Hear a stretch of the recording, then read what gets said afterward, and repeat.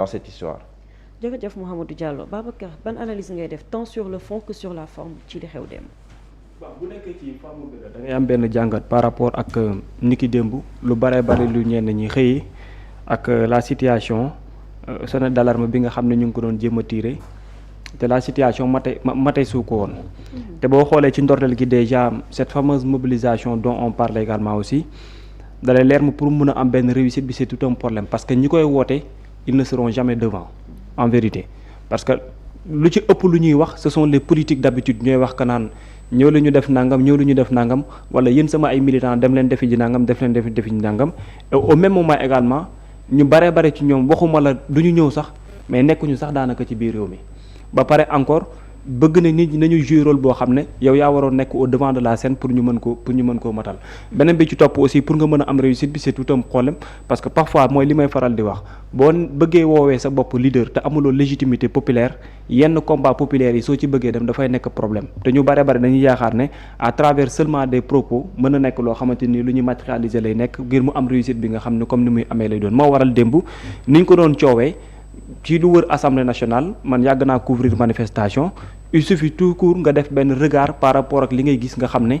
c'est-à-dire la mobilisation bi nga xam moom lañ doon wax sore na lool ak li nga xamante ni daanaka moom moo fa amoon. et ci biir hémicycle bi également aussi dafa am loo xamante ni loolu ngay seetluwaat encore yàgg nga fa dem découvrir soo gisee assemblée nationale ak nature bi muy demee di nga xam réellement lan moo fa nekk aujourd'hui comme lu ñuy woowee naan brûlé wala leneen la démb boo xoolee bu baax ba dégg ni bu fekkente ni ci déroulement audience bi la dafa am loo xamante ni daanaka man moo ci doon lu ma bett ci li nga xamante ni daanaka lu am démb la parce que déjà même je l'ai écrit avec beaucoup de commentaires mais je me suis dit que ne assemblée nationale li fa xew démb waru fa woon am ci diggante Abdoul Mbow certains députés de PASTEF ak le président de l'Assemblée nationale bu fekkente ni nii ci wàllum politique da ngay woote wu ci rupture dafa am loo xam ne moo di différencier ak le mot rupture parce que yow sa jëm bopp dafa am loo xam ne moom nga war a mën a àbb luy tax nikkale quelle que soit raison bu mën a taxaw ba mu jël dara jëf ko yow la lay différencier ak moom mooy yow bu situation boo arrivé wala même buñ ci yeggul baatu rupture bi la accompagner dafa am luy nekk ci yow luy tax nga war koo mën a dépasser parce que j'ai parlé de dépassement je sais exactement pourquoi je me suis dit que ne am na fu ñu doon toll moo dépassement man même bi ñu defee pause bi ci ki am écoute yaa ngi dégg Amadou Ba mu ngi joxe une proposition pour le président de l'Assemblée nationale Amadou Ba numéro 2 je l'ai entendu dire il faut suspendre l'audience l'exclure de manière temporaire pour que audience bi mën a continuer waat il y avait beaucoup de solutions yoo xam ne waroon naa mën am pour du ñu yegsi ci scène bu mel nii et l'opposition démb xamoon na ne en aucun cas il y avait pas possibilité de montrer benn image boo xamante ni mën na salir le déroulement de l'audience donc ce qu'il fallait faire exactement c'est essayer de brouiller les pistes et de créer des choses yoo xamante ni ak ci noo ko mën a créer ñoom sàmmuñ ci image sàmmuñ ci benn côté ñu baal ma ci baat bi discipline sàmmuñ ci respect règlement intérieur sàmmuñ ci leneen mais yow mi nga xamante ni yow lañ koy sëkkal te ñoom ñu te yow ngay woote wu ci baat rupture yow yaa leen dul fekk ci ñoom ci liñ fas yéene abbu lépp même bu dee ne ce sont des moyens non conventionnels la ñuy utiliser ak non réglementaires pour pousser le de sorte que nga sës ci li ni mel moo tax je me suis dit que le président bi nekkoon démb il a bien fait de rappeler ses députés à l'ordre parce que erreur mënul weesu yow nit ki di la wuutloo erreur ba pare nga ñëw fekk si ko ci erreur bu mel noonu en aucun cas il devait pas y avoir cette intervention de ces députés contre Abdoul Mbow et en aucun cas il devait pas y avoir aussi l'intervention de la GIGN devant ki nga xamante ni moo nekk Abdoul Mbow parce que y avait tous les moyens yoo xamante ni war nañ ko mën a def sursaut dans la mesure où li fa daan xewlo lu ñuy faral di gis la même bu dee duñ mën a les raisons ne sont pas les mêmes je suis d'accord avec eux mais en aucun cas lu waraloon mën a arrivé la parce que quand on parle de rupture il y a une manière boo xam ne bu la war a mën a accompagner la ba yenn acte ni mel doo ci yegg benn yoon loolu noonu yëpp boo koy xool bu baax nag daf li ñuy ramatewaat encore mooy ce que l'on appelle manque de légitimité boo xamante ni war nga koo mën a am mais nga jàpp ne tous les moyens sont bons pour faire face dans une situation kon ki ngay jàkkaarloo moom rek moom war a mën a am résilience ak dépassement boo xam ne mën na la may même yow boo demul ak respect sax moom dépassement mën koo may yenn yi sax moom du la ci mos a fekk si ba nit ñi di gis loo xamante ni lu ñu daan tàmm di gis moom lay doon parce que quand on parle de rupture on parle de changement et on parle beneen visage boo xam ne moom ngay joxe su fekkente ni nekk nga ci yenn jëfin yi léegi nag parlons un tout petit peu parce que li gën a am solo pour man ce n'était pas benn côté mooy le fond parce que ça concernait le Sénégal ça concernait la constitution du Sénégal en termes de révision boo dégloo dans les deux sens même bien avant même ñu ciy yegsi parce que quand j'ai écouté le discours du président de l'Assemblée nationale à un certain moment man j'ai eu benn ouf de soulagement li tax ma am benn ouf de soulagement mooy on parle de texte on parle d'une révision constitutionnelle mooy sarta ndey réew mi le Sénégal depuis presque des années mën naa wax sax presque une dizaine maanaam war na mat fukki at am na loo xam ne ñu ngi koy wut en terme de consensus mënuñu fexe ba am ko et puis li gën a nekk problème ci man ma gis ko mooy day gis un parti politique avec un programme convaincant aux yeux des Sénégalais ñu fal la ba noppi nga ñëw war a dérouler yow sa programme ay nit taxaw fële seppeeku ay benn di la exiger waat encore naan la il faut ñu demaat lu ñuy dégguwaat ñun ñëpp alors que yow yaa moom sa programme politique jaay ko ci askanu Sénégal d'accord ci ba pare ñee la obligatoirement da nga war a ñëwaat toogaat ci table pour waxtaanee ko mais kan nga koy waxtaaneel yow nga am courage bu toll ni initier ay projet jaay ko askanu Sénégal ñu ne la waaw bëgg nañ porter la yóbbu la pour nga nekk doxal sa projet boobu nga yegg si waat au pouvoir bëgg a doxal sa projet ñu ne la direct bu ko fi doxal ñëwal waxtaanaat encore ba pare. ñi nga xam ne askan bi tànnu leen. mais lan ngeen di waxtaan ak ci fan ngeen di waxtaanee ci lan exactement beneen bi ci gën a amaat solo dafay weesu lool mais le pire encore bi nga xamante ni gis naa ko mooy un projet politique boo xam ne yéen ñi wootewu ci biir parti politique bi yéen ñëpp yéen a ci d'accord def ko seen projet politique campagne ko falu ba noppi dem au pouvoir ba pare bëgg a doxal le contraire parce que arrivé nga au pouvoir mais gis nga loo xamante ni arrangé wul la nga yaakaar ne loolu moom nga war a mën a téye pour def ko mbir moo xamante ni daanaka sa yëfu bopp kese moom nga ciy visé barki Dembo Ndiaye loo toog fii ma ne la 4 amendements yi ma gis yépp le président de la République sàkku ko ci biir révision constitution bi wax ma lan moo ciy jëm waaye askanu Sénégal nu ko nit mënti layelee ak noo ko mën a expliquer les 4 révisions les 4 amendements yi président de la République def jox ko maître Moussa Sarr mu indi ko wax ma lan la ci askanu Sénégal di gagné lan la ci askanu Sénégal mën a gagné ci 4 amendements yooyu noonu man yaa xaytan personnellement du lu ma gis te mën naa partager avec ak ñu bare léegi pour quelle raison 4 amendements yooyu nga indi ñu rejeté ko nga bëgg na da nga ci renvoyer waat askan bi pour dépenser waat ci 2 3 4 ba 5 wala plusieurs milliards pour quelle raison parce que sa bëggu-bëggu bopp la on doit être là à élire un président de la République boo xam ne su bëggee dara mënu ko am dafay user waat ci yeneen moyens yoo xamante ni lu muy ronqewaat la ci moomeelu askan bi pour demaat ci loo xamante ni lu ñu arrangé wul la ci phase boobu noonu la ñu war a mën taxawee ci koo xamante ne da nga ne da ngay ñëw yow pour être au-dessus de la mêlée mais pour war a mën a dimbali askan ba lépp luy seen ay bëgg-bëgg yow yaa ci war a mën a jiitu lan mooy sa rôle de président de la République à la limite bu neexee nit ñi mën nañ ko remettre en question dans la mesure où li nga war a mën a défendre mooy l'intérêt du peuple te l'intérêt du peuple mënuloo ci jiital mukk lu dul loo xamante ni daanaka mooy may nit ñi aafiya les marges de manœuvre sont quasi inexistantes du samay kàddu c'est le président de la République lui-même qui l'a dit mais bon sang vous permettez aujourd'hui parce que def nga 4 amendements bëgguñu ko nga bëgg a user waat encore ci benn somme bi ni pour di demaat ci ay xëccoo fan nga ko tegoo ko fenn ci loo xamante ni lu ñu mën a téye ne lii en termes de légitimité moo tax ñi nekk di wax mais da nga ko teg juste parce que ci sa nafsu bakkan la mais c'est parce que également aussi tu n'es pas au-dessus de la mêlée mais c'est parce que tu as des ambitions politiques loolu kese lañ non c'est parce que tu as des ambitions politiques parce que lu ci bare nañ ko sëmaat tey suñ ma waxee ne ma terme de déclaration patrimoine hier j'ai bien entendu bien compris li la ministre garde des Sceaux wax pas seulement génn kese mais ci anam beeg mais lépp renvoyé waaye ko ci ne c'est parce que génn bi def déclaration patrimoine devient une équation pourquoi ça doit être une équation pour le président dans la mesure où bi ngay dugg ci yow lu la kenn laajul sax yaa ko def anticiper ci pour montrer que ne baatu jubal jubbante dalaa yitteel lool mais nga nekk dans l'exercice jeexalagoo sax après nga ne am nga problème pour wéyal jubanti ku ñëw loo commencé Ousmane Sonko a bien raison de poser cette question qu'est-ce qui se passe lan nga defagum lu tax nga jàpp ne yow boo jeexalee pour nga def lu mel noonu problème la qu'est-ce qui se passe réellement qu'est-ce que tu as commencé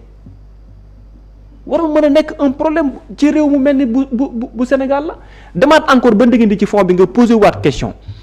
ci wàllum révision constitutionnelle boobu nee naa la article 103 bu ñu ko limee ba noppi il y a aucune personne aujourd'hui fii ci biir Sénégal boo xamante ni mën naa taxaw fii dañuy jëmalal ne ñu ne Pastef li mu def démb amu ci droit d'accord naa ci niñ ko defeem d'accorduñ ci nga mu mën a wax mais li ñu def démb lu leen yoon may la lu ñu def dañoo usé wu ci droit pour def ko et l'initiative bi nga xam ne moom la ñu def c'est l'initiative des 54% parce qu'en réalité projet politique boobu moom la ñu jaay les Sénégalais projet politique boobu aujourd'hui kii toog ci palais ba moom moo ko jëmal ci kanamu askanu Sénégal te bi mu faloo également aussi moo ko réitéré aux yeux des Sénégalais pour quelle raison mu arrivé aujourd'hui au pouvoir avec sa coalition ñuy jaay askanu Sénégal avec l'opposition ak certaines personnes également aussi dans la société civile ne Pastef est en train de faire benn forfaiture pour imposer ko askanu Sénégal. Il y a pas eu de forfaiture. Il y avait benn consensus. Des personnes pour des ambitions politiques ont changé catégoriquement de casquette et de vision bëgg imposer nit ñi loo xamante ni lu amul la. askanu Sénégal ñu fi nekk aujourd'hui di doxee ci cadre transparence de A à Z doon loo xamante ni institutions yi ñoo ko matérialiser ba moo def aujourd'hui li am force bu tax lu coow li bare ci maanaam mbir ma jeex na kese la ñuy mujjee ñu bëgg a xëyaat benn jour pour changer waat li nga xam moom mooy def doye googu noonu pour di amal lu leen neex. Pourquoi? Parce que am nga ay bëgg-bëgg politique mënul antu ci réewum Sénégal. Et j'ose espérer également aussi que quel que soit voie bu ñu mën a àbb rien que le fait ñoo ko waxu ne moomeelu Sénégal ci wàllum maanaam gànjar et tout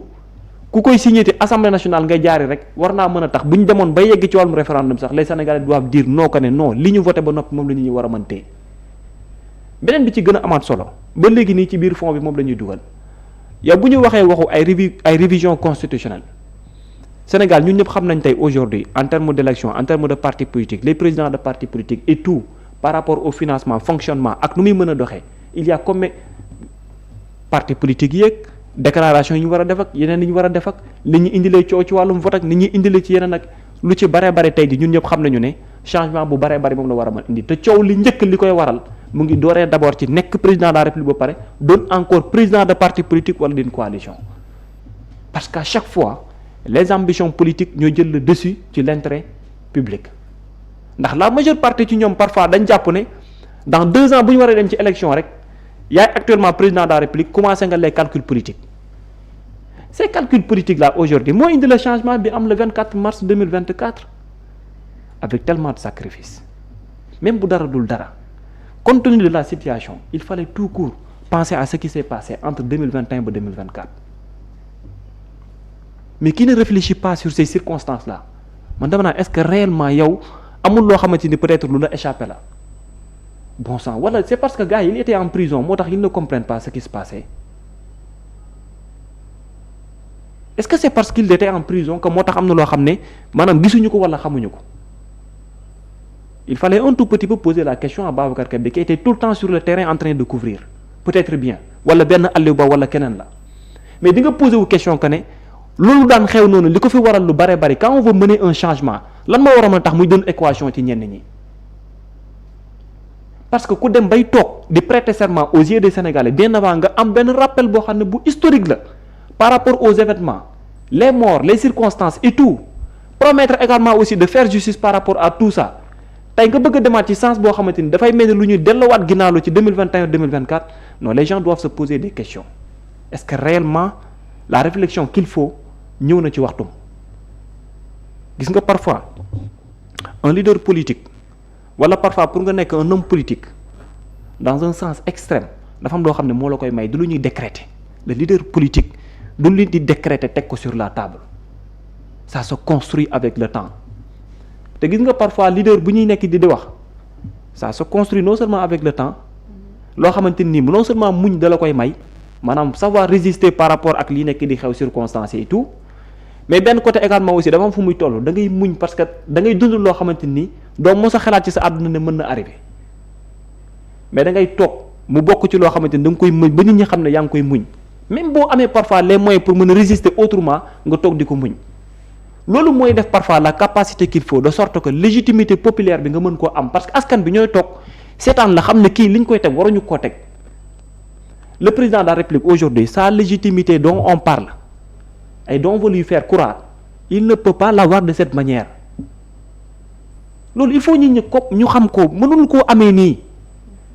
non parce que tu es le président de la République faut user de tes forces tu es le gardien de la constitution yaa yor dépense yaa yor nangami donc fais ce que tu as à faire c'est pas comme ça que ça marche nee naa la président Abdou Diouf le président Léopold Sédar Senghor le président Abdoulaye Wade le président Macky Sall légitimité bi leen nit ñi doon xoolee mënuñu ko xoolee le président Bassirou Diomaye Diakhar Faye si ce n'est le titre de président de la République foofu nga mën a yem ci ñoom nga mën a am analyse bi mais en fait au-delà d'être le président de la République comme titre dafa am luy nekk ci ginnaaw parce que c'est la manière dont on arrive au pouvoir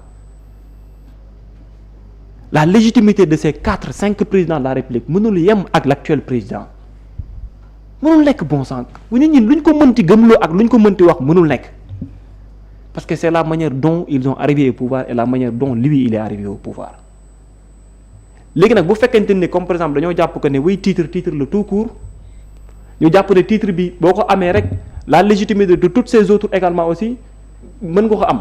c'est-à-dire foofu la ndaxel bi moo ñuy yóbbee ci yu mel nii tey jii nii moo tax situation bi ñu arrivé nii.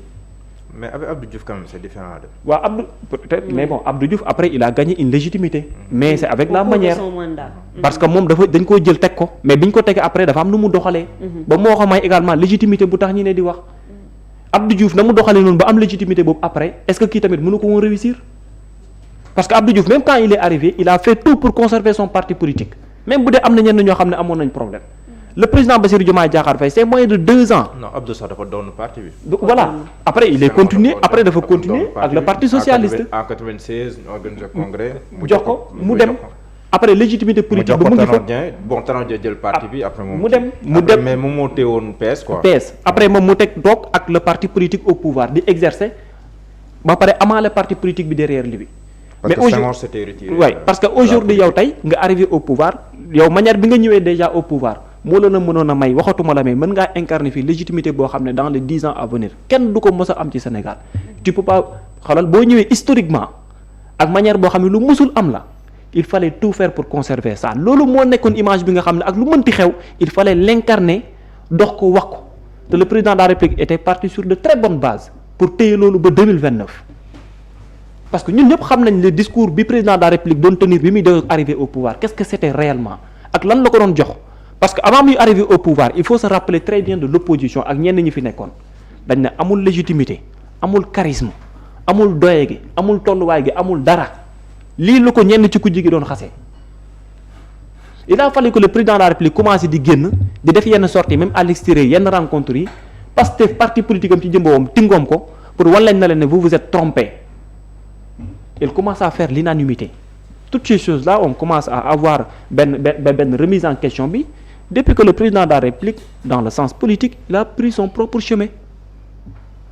lan moo ko raison bi lan la réellement parce qu'à un certain moment le pouvoir est là il y a eu des ambitions de se conserver sans pour autant même chercher à avoir benn entente bi ak sa propre parti politique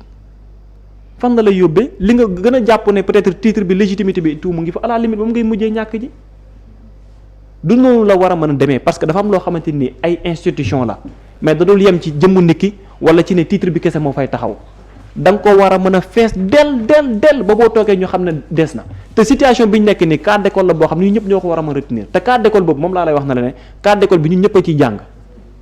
te waruloon commencer par man mi nga xam ne je suis un simple journaliste reporter ça devait commencer d'abord par le président de la République pour mu xam ne lii cas d'école la il fallait ñu jàng ci nangam ak nangam. simple journaliste. ay simple journaliste waaye xam na ko simple enseignant. bàyyi leen terme yooyu ay simple journaliste ci wàllu googu noonu. ci noonu la waroon mën demee mais malheureusement après bëgg nañu dem ci sens boo xam ne nii bëgg nañ la gëmloo après nga jàpp ne nu ne ak nu mu war a mën a ñëwee baax na moo tax problème bi ñu nekk mais pour man dama gis ne li xew démb assemblée nationale ci biir fond bi bu ñu ko doon xool ci biir texte yi ça ne fait que assurer davantage mais fortifier cette démocratie dont on parle mais donner davantage beaucoup plus de force à ces institutions également aussi parce que à chaque fois li ñu fi mën a retenir mooy loo mën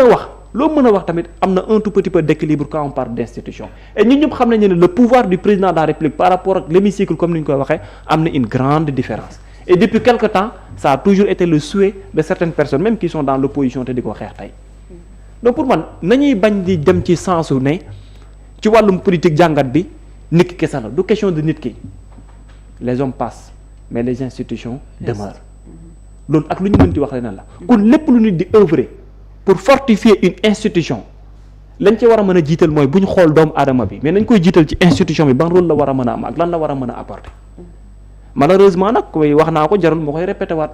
parce qu'on est arrivé ci benn enceinte politique boo xamante ni maintenant on cible plus les institutions on cible plus les faits wala par rapport li nga xam ne dafay xew par contre les yeux sont rivés sur des personnes et dans ce sens-là c'est très difficile d'avoir une objectivité moo ñu yóbbee ci situation bi malheureusement. jërëjëf Babacar Kébé ci jàngat bi boobu moo nekkoon poñ bu njëkk bi ñu doon waxtaanee ñeel li nga xam ne rek jotoon